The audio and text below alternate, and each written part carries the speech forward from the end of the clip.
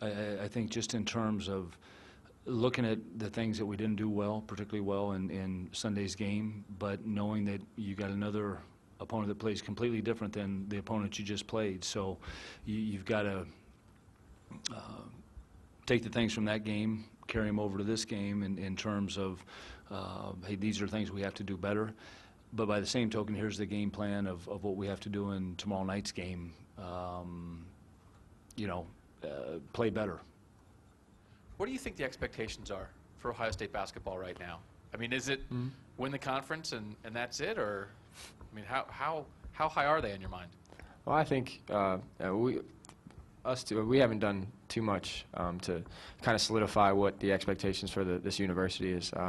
Coach has done a great job throughout the years and really establishing himself as one of the greatest coaches in the country, and I think one of the better programs in the country. That's what we got recruited into, and that's what you come here knowing. You know, you're expected to play well and play hard and to be able to compete for a Big Ten championship by the end of the year, and then hopefully be playing as well as you can to make a run in the tournament. That's our goal. Our goals kind of in order as we go through the season, as we start every year, and that's still our goals today. You know, I said this going in, like, excuse me, last week was like going to a Final Four potentially.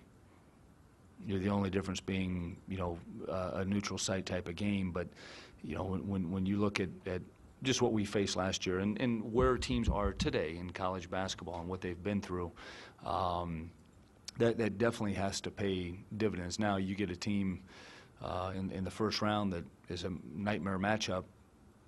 You know what I'm saying? I mean, I remember sitting in Chicago after we'd won the Big Ten championship in '07, the tournament, and it came up, and I was like, Xavier is maybe the worst matchup we could have.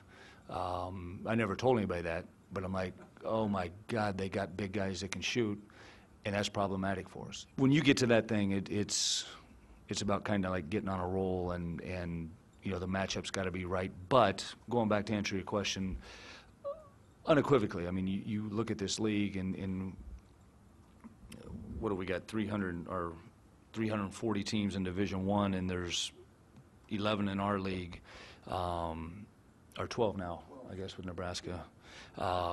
We will have seen every style that those other 328 teams can play. There's no question about that.